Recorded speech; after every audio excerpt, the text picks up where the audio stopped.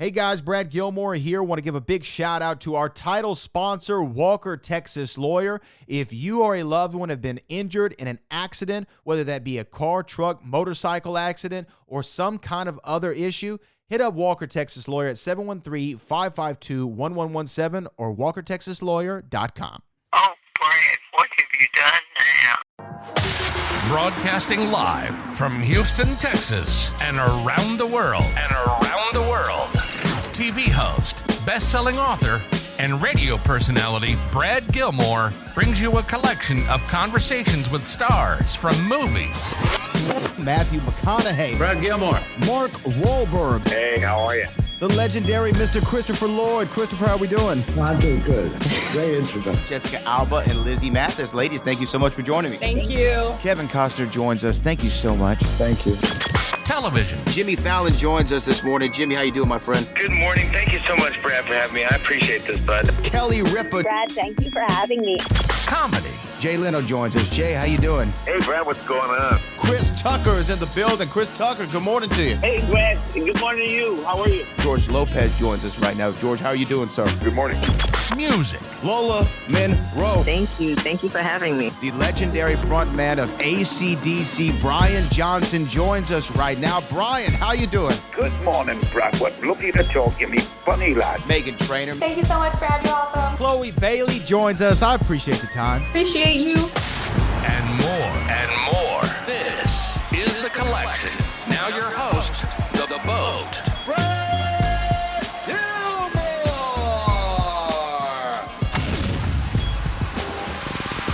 Well, Yvette Nicole Brown, the one and only. We finally meet after exchanging pleasantries earlier. How are you? Congratulations on the show. I'm good. Thank you so much, Brad. It's glad to talk to you. Look, this show obviously very inventive in the way that it tells its story. You get to be the narrator, which I think was when I was a kid, that would be the thing that I wanted to be when I grew up. It's like a narrator of a show like this. Is it a fun role to have, to not only literally be able to lay the foundation for the narrative for the viewer, but just kind of the job itself of being that narrator? Is it enjoyable process? Absolutely. This is actually, and I don't know if I've ever said this publicly, this is my favorite show that I've done voiceover for. Absolutely. Every time I would get a call where they need you to do more shape, I'm like, let's go, win, because it's just relaxing, and I get to be silly in some of my line readings, and they just let me, it's like a warm hug. You just kind of lay in there and you tell the story. So this is my favorite voiceover to do, and it's one of my favorite shows to watch because it's just so beautiful and just soulful. It's just a soulful, sweet show. It does have a lot of soul, and just the way that the show looks. It's an interesting look. It's inviting. The warm hug is a great comparison. But when you talk about doing the voiceover, this is your favorite one. Do you get to go in there and, as you say, kind of feel your way through it? Or is it something like, hey, we need you to do this line and you do it 10 times, give us different inflections? Like, what's kind of the process for this one in particular?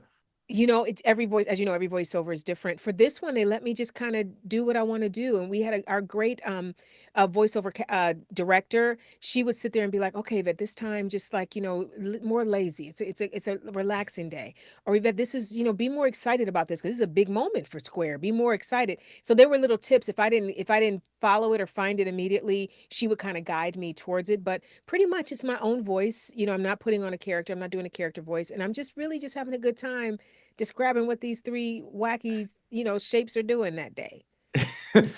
Like when I see a show or a screenplay comes across and you read it, you can see as an adult the appeal of it, right? When it's an adult story. When it's a children's story, I feel like I struggle a little bit. Like, hey, will kids find this interesting?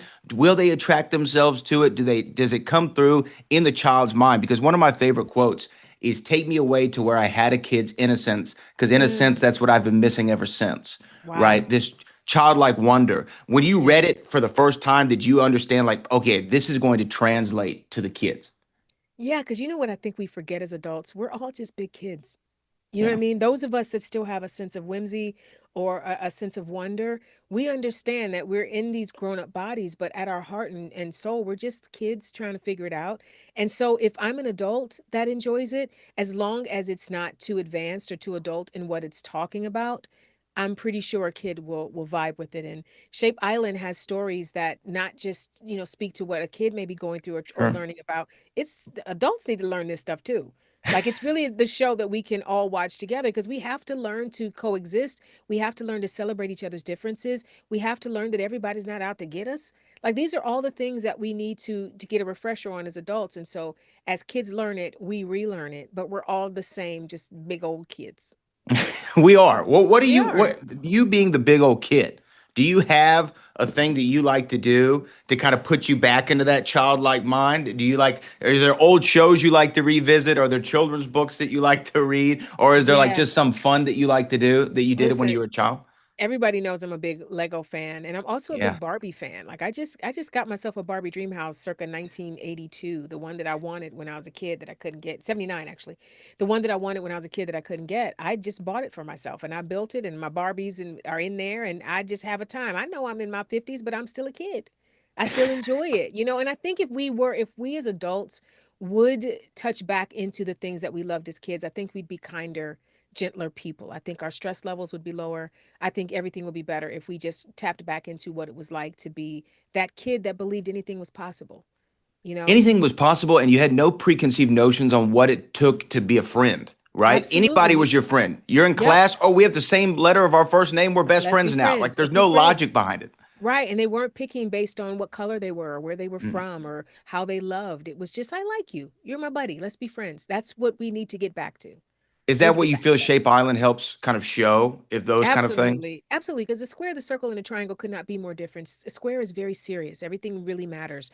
Circle is very ethereal. She's more involved in the feelings of things. And triangle is just crazy. He's a wacky little thing, and he's always causing trouble and pulling pranks. And you couldn't pick three more different entities. And they're on this island together, and they're friends, and they're working through their stuff. And that's what we all need to learn to do. When you come in for a second season, does it feel a little bit easier, not just to this show, but to any show? Because it's like, hey, we've already laid the foundation. I know what to expect here. Or is there like an added pressure of like, we have to top what we did last season and make sure it's just as good?